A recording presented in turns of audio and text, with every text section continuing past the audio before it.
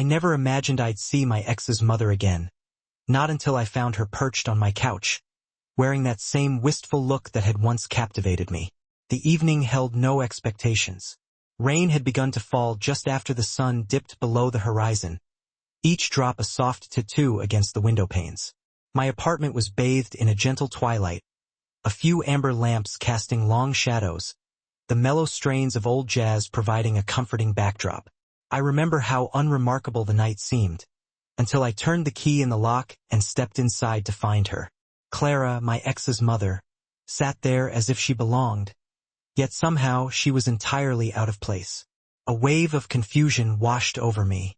It had been well over a year since we'd last spoken.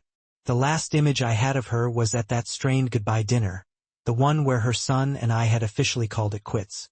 She had hugged me then, a gentle, non-committal embrace, the kind mothers offer when they don't want to choose sides. But tonight, there was a distinct shift in her gaze. The polite warmth I remembered was replaced by something deeper, quieter, more vulnerable. "I let myself in," she confessed softly, her voice tinged with apology. "You weren't answering your phone." Her hair, a shade of silver touched with lingering auburn, was slightly damp from the rain, framing her face in soft waves. She wore a delicate, cream-colored cardigan over a pale blue silk blouse. Even in the dim light, I could see the weariness etched into her features, not the simple fatigue of age, but the heavy burden of unexpressed emotion. She looked like someone who had been carrying the weight of the world for far too long. Words escaped me. Every fiber of my being yearned to ask why she was here, but the sight of her, this familiar woman in such an unfamiliar setting, held me captive in a strange stillness. I moved closer, my footsteps muffled by the thick rug. "Is everything okay?" I finally managed to ask, my voice barely above a whisper. She nodded, but the gesture felt hollow, a mere formality that didn't align with the sadness in her eyes. Her gaze drifted towards the window, tracing the blurred city lights through the rain-streaked glass. "I just didn't want to be alone tonight," she admitted, the words suspended in the air, a delicate balance between confession and carefully guarded restraint. I couldn't decipher the true meaning behind her words. Was it simple loneliness, a deeper grief, or something more profound that she couldn't articulate? An unspoken question hung between us, thick with unspoken memories, the kind neither of us had expected to revisit. I caught a faint whiff of her perfume, a delicate floral scent that transported me back to countless visits to their house years ago. A familiar softness that felt both comforting and undeniably dangerous. My heart quickened, a quiet rhythm I tried to ignore. I gestured for her to remain seated and retreated to the small kitchen, filling the kettle and pulling down 2 mugs. The soft clinking of porcelain was the only sound breaking the silence. When I handed her the steaming cup, our fingers brushed, a fleeting, unplanned contact that sent a jolt of unexpected electricity through me. She offered a faint smile. "You still remember how I take it?" I did. No sugar, just a hint of lemon. And in that instant, the realization hit me with full force. This wasn't a casual visit. Something about the night, the intensity of her gaze, the relentless drumming of the rain against the windows. It all felt like the prelude to something neither of us could easily undo. The rain intensified, blurring the world outside, as if the universe itself wanted to fade into the background and leave only the 2 of us in this quiet, intimate space. Clara cradled the mug in her hands, her gaze lost in the swirling steam. The lamplight cast a warm glow on her face, a shield against the cold shadows of the storm. I sat opposite her, not too close, yet not far enough to pretend this was just a friendly call. "I wasn't sure you'd still be here," she said after a long, contemplative silence. "Here as in this apartment?" I asked, offering a half-hearted smile. "Here as in the same person," she replied gently, her words carrying a weight that silenced me. It wasn't romantic, not yet, but deeply personal. She looked at me with a familiarity that came from witnessing someone's journey, seeing them grow, stumble, and ultimately find their footing again. She sighed, carefully placing her tea on the small table. "I know it's strange for me to be here," but sometimes the quiet in my house feels too vast. Every corner is a reminder of someone who isn't coming back. It dawned on me then that she wasn't solely referring to her son. There was something else, a deeper sorrow, a nameless grief lurking beneath the surface of her loneliness. I understand, I said quietly. Some nights feel heavier than they should. She nodded, and for a moment, she truly looked at me. Really looked. Her gaze lingered, searching, thoughtful, as if she was trying to reconcile the young man she used to know with the person sitting before her now. The distant rumble of thunder echoed in the distance. I could see her struggling to maintain her composure, a tremor in her voice betraying her vulnerability. You were always kind to him. I cared about him, I said. But I also cared about you. You were always there, listening, keeping the peace. A quiet, knowing smile touched her lips, a silent acknowledgement that she remembered every conversation, every shared glance across crowded rooms. You've grown, she murmured. Your voice sounds different, deeper, calmer. It was a simple observation, yet it resonated deeply within me. There was something incredibly intimate about being seen in that way, not as the boy I once was, but as the man I had become. The silence that followed wasn't heavy, but charged with unspoken emotions. She brushed a stray strand of hair behind her ear, a graceful, unhurried gesture that I found myself drawn to. She noticed my gaze but didn't look away. Do you ever think about the past? She asked, her voice barely audible above the rain. Lately, more than I should, I admitted.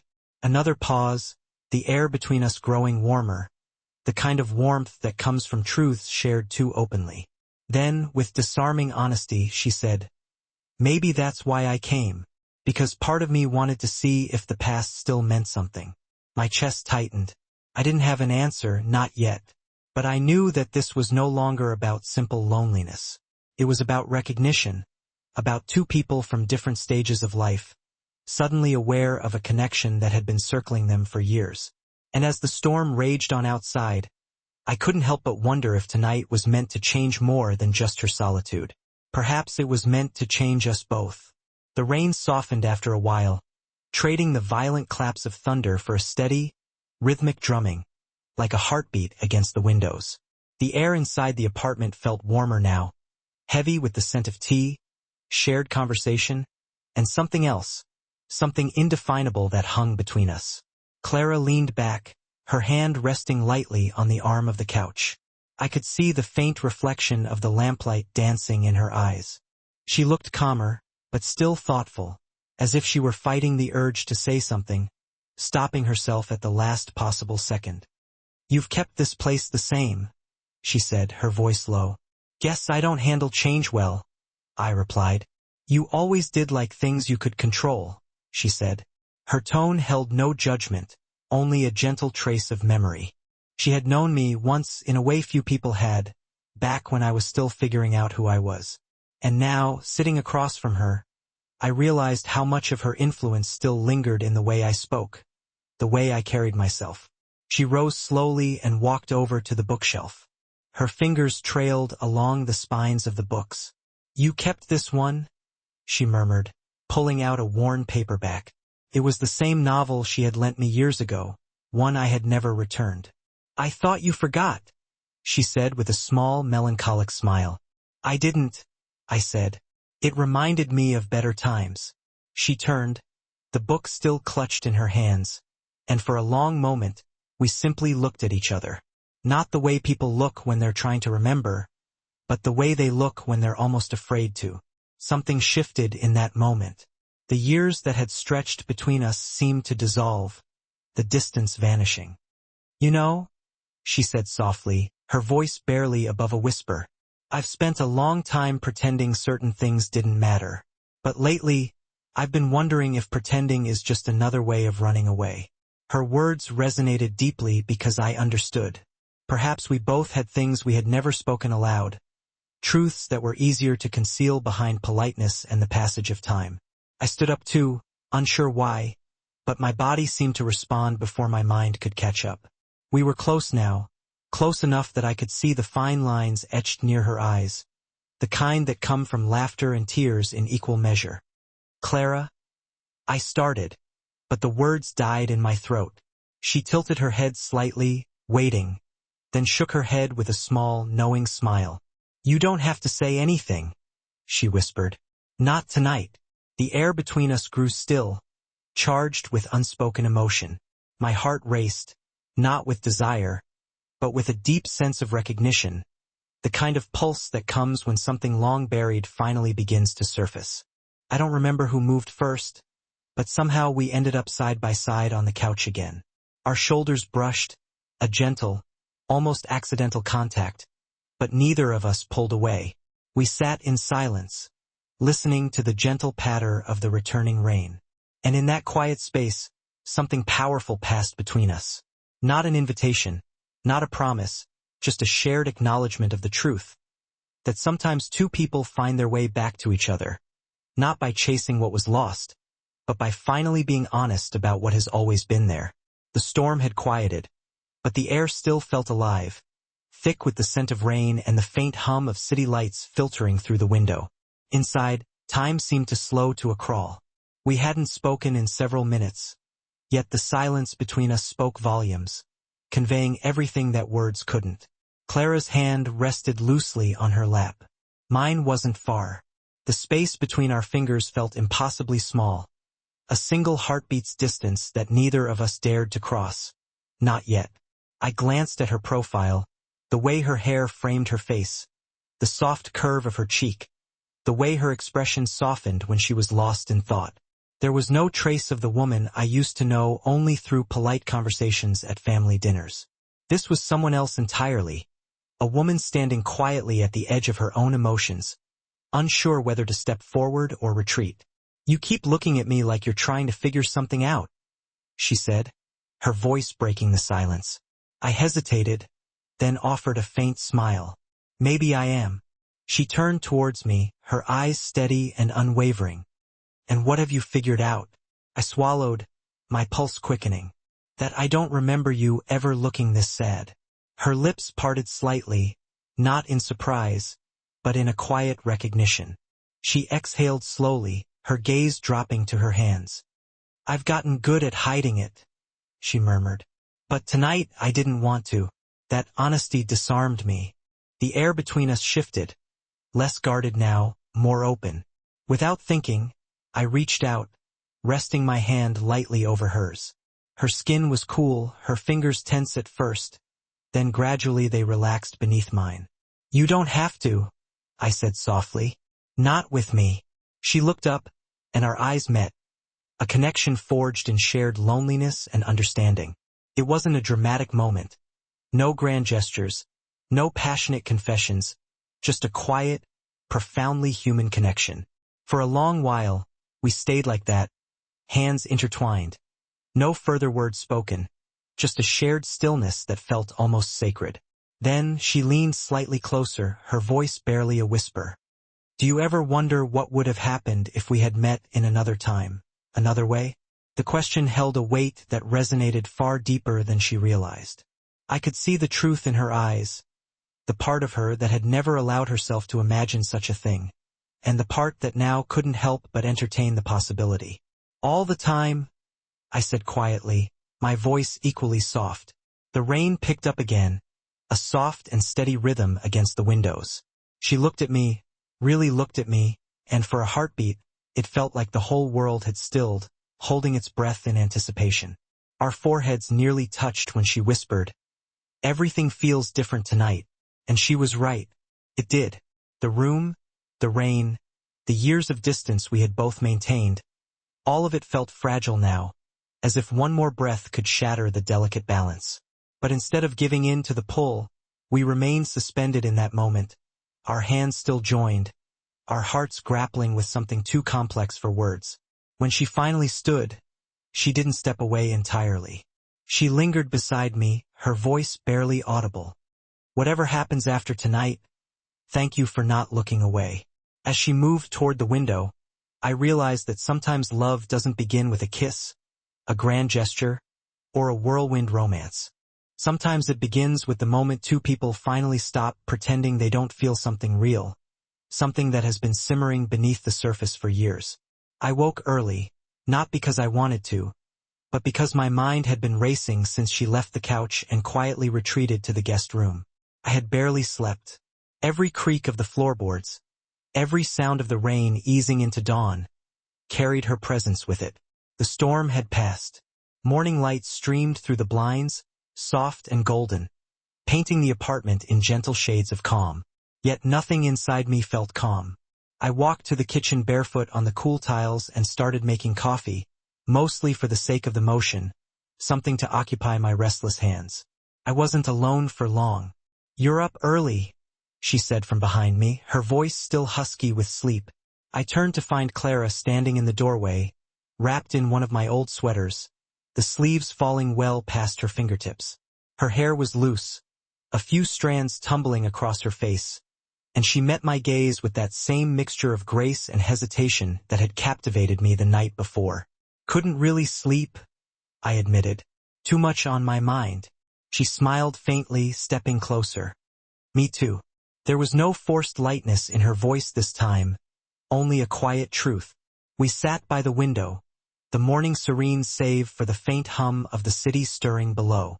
I poured her a cup of coffee, and our hands brushed once again. The contact was fleeting, yet it resonated deeply within me. For a while, we simply watched the sunlight chase away the last vestiges of rain, painting the world in hues of gold and green. The air smelled of wet earth and freshly brewed coffee, ordinary sensations that felt almost sacred in that moment. Finally, she broke the silence. "Last night, I didn't plan any of it." "I know," I said softly. "It wasn't supposed to mean anything more than comfort, I guess." She trailed off, her eyes glancing down at her cup. "But then, when you looked at me, I felt seen in a way I haven't felt in years." Her honesty left me speechless. It wasn't something I could respond to with logic or platitudes. It was a raw, honest confession born out of loneliness and a shared connection. Something rare, fragile, and undeniably real. "I don't know what this is," I said, my voice barely above a whisper, "or what it's supposed to be. But I know it's not nothing." She nodded slowly, her lips parting as if to speak, then simply smiled instead, a faint and wistful expression. "That's what scares me," she whispered. Outside, a car splashed through a lingering puddle, the sound echoing in the sudden stillness. She reached across the table and rested her hand over mine, not with longing, but with a gentle reassurance. "Whatever happens next," she said, her voice firm, "promise me we won't pretend it didn't happen." Her hand was warm, steady, and undeniably real. "I promise," I said. We sat there a little longer, saying nothing more, two people bound by a night that neither of us could fully comprehend, yet both understood had irrevocably redrawn the lines between us. And as the light grew brighter, illuminating the small apartment, I realized something simple but terrifying. The world outside had returned to normal, but we hadn't. As the day unfolded, doubt began to creep in. The stillness that had felt so comforting in the morning began to feel heavy, oppressive. The world outside was bright again, filled with people walking past my window, the echoes of laughter drifting up from the street, and somehow, that vibrancy only amplified the quiet tension that had settled between us. Clara stood by the kitchen counter, her phone in her hand, her thumb hovering over the screen, but never quite committing to a tap. I could sense her internal struggle, the unspoken desire to leave battling with something else entirely. "Do you have somewhere to be?" I asked, breaking the silence. She looked up, startled, then offered a small smile that didn't quite reach her eyes. "Just wondering if I should go before it gets too late." I nodded slowly, even though something tightened in my chest. "You can, if you need to." The words sounded calm, measured, but my heart felt anything but. She set the phone down and sighed, the sound heavy with unspoken thoughts. "You're being too kind again." "Is that a bad thing?" I asked, a hint of playful challenge in my voice. "It is," she said quietly, her gaze locked on mine. "When kindness makes it harder to walk away." There it was. The truth we had both been carefully avoiding since dawn. What had happened between us that single night wasn't something easily defined. It wasn't planned. It wasn't expected. And yet, it had irrevocably altered something fundamental. She walked towards the window, her reflection staring back at her from the glass.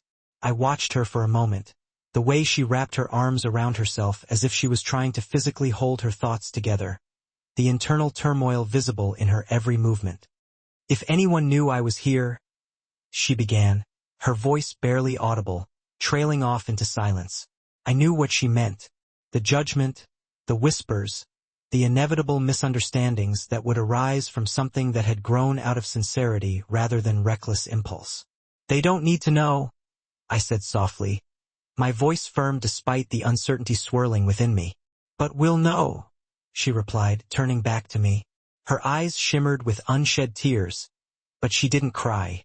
And that's enough to change everything. The silence that followed was sharp, palpable. I walked closer, drawn to her like a moth to a flame, unsure if I was trying to offer comfort or simply trying to convince myself that the previous night hadn't been a mistake. "I don't regret it," I said finally, the words tumbling out before I could fully consider them. "Not 1 second." She looked at me, her breath catching in her throat, as if she had been waiting to hear those words and dreading them at the same time. "You're young," she whispered, her voice laced with concern. "You still believe moments like that can exist without consequence?" "Maybe," I said, a flicker of defiance in my voice.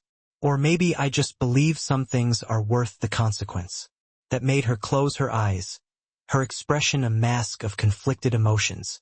For a long moment she didn't speak. When she opened them again, something had shifted, a subtle change in her demeanor. Not distance, but a kind of fragile acceptance. "I can't stay," she said finally, her voice laced with regret. "Not tonight." I nodded, even though my chest ached with the unspoken emotions. "Then don't," I whispered, my voice barely audible. "But don't pretend you don't want to."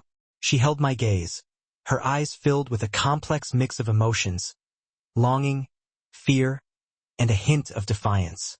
Then, she stepped forward, closing the remaining distance between us, until I could feel her breath on my skin, catch the familiar trace of her perfume. Her hand lifted as if to touch my face, then stopped halfway, hovering in the air between us. "You make it hard to be the grown-up," she murmured, her voice thick with emotion. And with that, she offered a soft, sad smile, a fleeting expression of vulnerability, and walked toward the door. When it closed behind her, the sound echoed through the quiet apartment, the silence amplified by her absence. And though she was gone, the air still seemed to vibrate with her warmth, a tangible reminder of the connection we had forged. Proof that even if what had transpired wasn't right by the world's standards, it was undeniably real by ours. Days passed before I heard from her again. At first, I tried to distract myself, to avoid obsessively checking my phone. But every time it lit up, a small, hopeful part of me couldn't help but yearn to see her name. The apartment felt emptier than usual, the silence more profound, the solitude more pronounced. The couch still held the faint scent of her perfume, a subtle reminder of her presence. The mug she had used still sat by the sink, as if washing it would somehow erase the evidence that she had been here, that a connection had been formed. I kept telling myself that it was for the best, that she needed space to process what had happened, that what had transpired had been a mistake, born from loneliness and shared memories. But late at night, when the city had fallen silent, I could still hear her voice echoing in my mind. "You make it hard to be the grown-up." Then, one evening, the knock came, soft, hesitant, barely audible above the gentle patter of the rain. When I opened the door, she stood there, umbrella in hand, rain glistening on her hair once again, almost exactly as she had appeared that first fateful night. Her expression held the same familiar blend of calm and uncertainty, but this time, there was something stronger, something steadier beneath the surface. "Can I come in?" she asked, her voice barely above a whisper. I nodded, stepping aside, my heart pounding in my chest. The apartment looked exactly the same, yet the silence between us felt completely different, charged with unspoken emotions and unresolved questions. We didn't need tea this time. No need for polite excuses or carefully constructed pretenses. She set the umbrella down, the sound echoing in the stillness, then turned to face me. "I thought leaving would make it easier," she said quietly, her voice raw with honesty. "It didn't." "Me either," I admitted, the words tumbling out before I could fully consider them. She took a deep breath, her voice soft but firm. "I've spent most of my life taking care of other people, making the right choices, doing what's expected of me. And for once, I just want to be honest. That night scared me, felt too real, too intense." I stepped closer, drawn to her like a magnet, not touching her yet, but close enough that she could feel my unwavering presence, close enough to reassure her that I wasn't going anywhere. "Then don't run from it," I said, my voice filled with conviction. She gave a small, trembling laugh, a sound laced with both relief and disbelief. "You make it sound so simple." "It doesn't have to be simple," I said, my voice softer now, more gentle.